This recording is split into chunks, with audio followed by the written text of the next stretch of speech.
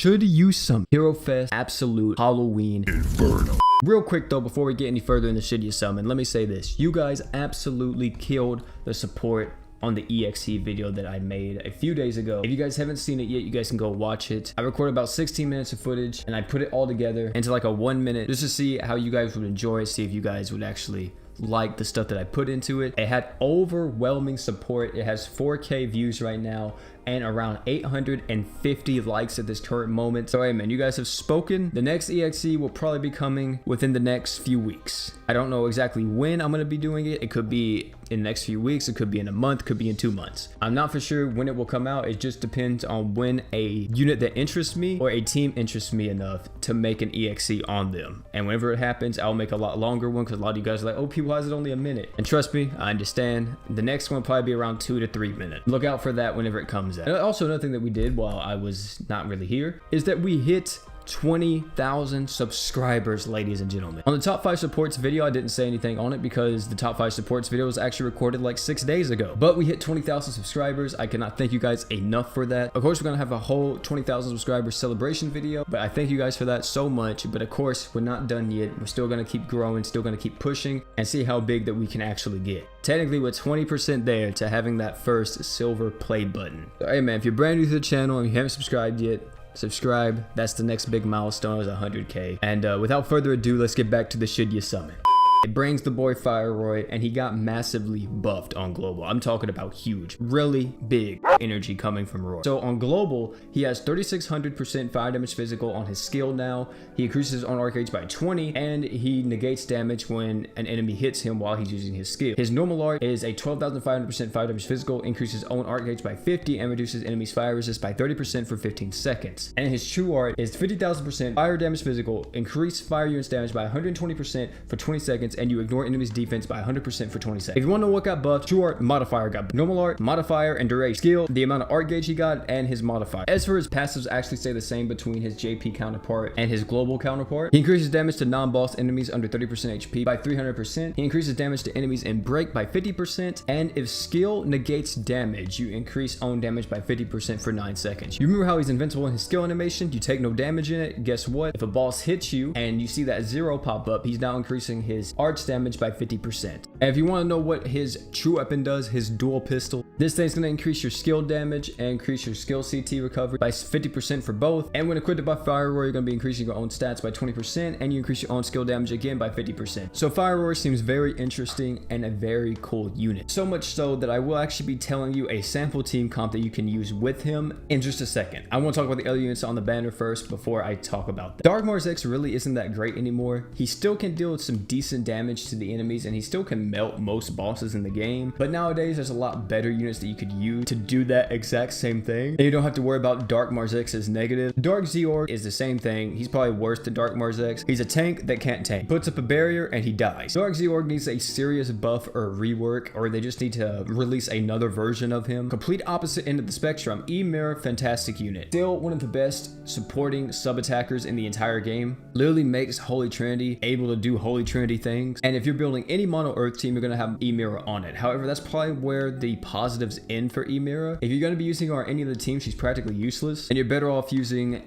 someone else to support your team. Weaver, also fantastic unit, very good, able to support his team. He could be used on multiple different teams, and he can be used as like your main arch genner, or he can also be used to buff up your damage if you're using crit chance. So of course, if you're needing a support unit, you may want to try going on this banner because Weaver could be that support unit you need. Not to mention too, he's probably one of the best duos in the entire game, with a certain unit that is extremely popular, and that is Vox. Him and Vox are, like I said, probably one of the best 2 duos in the entire game. But we talked about the banner long enough. Real quick, have y'all seen that true weapon banner though? Ooh, lord. True weapon banner is insane for all players, whether you're new, veteran, you're a returning player, whatever the case may be. This banner is extremely good. It has Dark Zeorg's true weapon and Emira's true weapon on it, which is 2 of the best true weapons in the entire game. So if you're missing either one of them, or if you have both of them but you want a dupe of one so you can have, of course, multiple, then hey man, this may be your banner to try to pick up one, because either way it's going to be good. Dark Zeorg's true weapon pretty much turns you into an unkillable vampire, and then Emira's true weapon turns you into deadass Sonic. You increase your equipment CT and you give yourself tons and tons of art gauge, so you just make your unit fast. So let's go back to Fire Roy real quick before I tell you why you should summon on this banner or why you should. Let's make a team revolving around Fire Roy real quick, or putting Fire Roy on it. So I made this team in game just to see how it would work. I didn't, of course, use Fire Roy because he's not out yet. But I just used this team in game to see how good it would be, and it looked pretty okay on paper. I don't know how it would be in practice, but we'll have to wait and see. So on the first slot, we're going to be putting Lion. Lion is going to give us 80% attack up to fire units, and she has 2 5-star support slots, which are fantastic,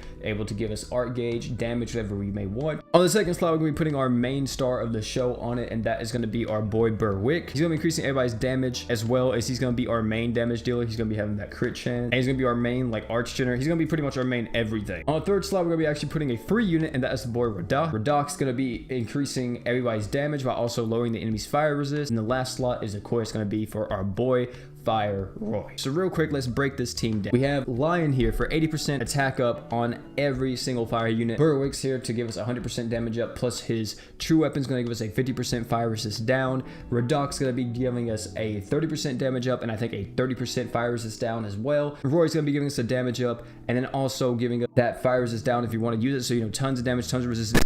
Are you listening? Good. Just wanted to make sure. Pretty much this translates into tons of damage, tons of deeps, and a really good mono fire team. Of course, we didn't even talk about equipment and everything, but that was just a simple team comp that I wanted to make just to tell you kind of an idea of what you would be doing if you're going to be using Fire Roy. Now let's talk about if you should summon or not. New players, you're just getting into the game. This banner isn't too bad because you could luck out and get Weaver. Weaver would be without a doubt your best pickup from this entire banner. I know Fire Roy may be cool to you because he's a gunslinger. You could be like me and love gunslinger, but definitely the best pickup would be Weaver because he's going to give everybody art gauge, going to be able to give yourself a barrier. His slots are fantastic. He has the fin slot, really good overall synergy with any team. But one thing I do recommend that you do as a new player is absolutely try to summon on the true weapon banner and see if you can luck out and walk away with either Diorg's true weapon or Emira's true weapon. If you're walking away with either one of them, that pull is about as good as pulling like a very top tier unit because those equips are literally game changing. As for free-to-play players, it depends on how far you are in the game. If you just started playing or you're a returning player and you're free-to-play, the banner isn't too bad, but I say it's not a bad idea if you just skip it entirely. If you do have Vox on your free-to-play account and you don't have Weaver, I think this would be a good banner for your summon on, because if you get Weaver, that's going to change your team completely and you're going to see your Vox's damage go like through the roof. So I definitely recommend it if you have Vox. If you don't have Vox and you're free-to-play, I think it depends if you're missing the Holy Trinity. If you're missing Emira, you could of course summon, and you could be a guy that has both problems, right? You're missing the Holy Trinity, you need Emir, but you also have Vox and you need Weaver to complete that amazing duo. Then hey, you could summon. This is 2 units that are very fantastic and very, very top tier that are on the banner. But of course, I don't fault you if you want to skip it, but I think you definitely try to summon if you're missing that last piece of Holy Trinity or if you're missing Weaver and you already have Vox. As for veterans, real quick, I want to say this. If you want to spend money on this banner, you can. This is a step-up banner that actually benefits the player. On your first step, it's going to be free crystals, so you don't have to worry about spending money here. But on the last 3 steps, of course, you do have to spend money. It's 150 paid crystals, which translates to around $60. But you guarantee him on the final step. So before I even talk to you veterans, if you're interested, that may be something you want to do. That just depends if you really want Fire Roy, of course. He's going to be on other banners, so you can just wait till then, but this just guarantees that you get. If you want a unit that is able to round out your mono fire team and give them tons of damage and everything else, and also hit pretty hard themselves, then of course Fire Roy may be your guy. If you are missing Emira and you need that Holy Trinity still, you want to make that Holy Trinity, then of course you may want to try to go in on this banner. If you are missing Weaver for whatever reason, if you're a veteran, I feel like you probably already have him, but if you're like me, you got unlucky for both Vox and Weaver, you could summon for him and try to get him and pair him up with your Vox. All the units that I just mentioned are going to be probably on other banners in the future. They're not as exclusive as some Cross the Blaze and some Knights of Blood units, so you can wait, but the thing is, if you wait, we don't know when they will return in the future, but they're bound to be on another banner like eventually. But I do recommend, no matter what, all players summon on the true weapon banner. So now the final verdict, let's recap. New player, best unit you can pick up is the boy Weaver. He's going to benefit you a ton, but make sure you summon on that true weapon banner more so than anything. Free to play players, if you're missing the Holy Trinity or you need Weaver, summon. If you don't really care about the Holy Trinity and you don't really care about Weaver, you already like your mono water team or you already like how your Vox is performing, then don't summon. And just to clear this up, by the way, I wouldn't summon for Weaver if I don't have Vox. I would only summon if I have Vox or if I need another supporting unit on my team. If I need another supporting unit, then of course Weaver would be a really good pickup. Veteran players, pretty much you want Fire Roy for your mono fire team, going ahead. You want Emira for your mono earth team. You're missing the Holy Trinity and you want to complete it, going ahead. If you are missing Weaver, and of course you want that mono water team, you want that crit damage buff, you want to pair them up with Vox, going ahead and do it. If you don't care about it or you don't need the extra support, then of course you don't need Weaver. And if you don't care about the Holy Trinity, then you don't need that. And if you don't care about mono fire, guess what? You don't need them either.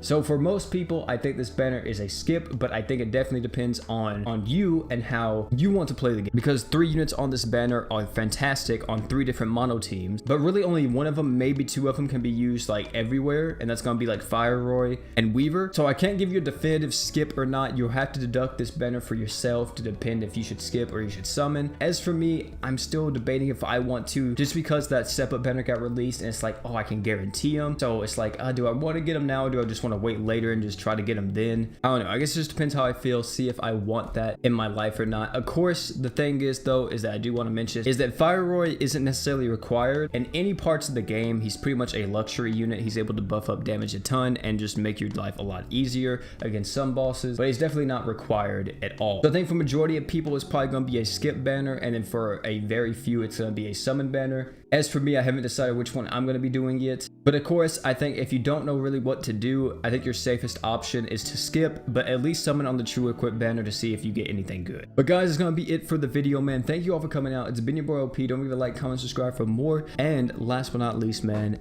don't forget to drink water.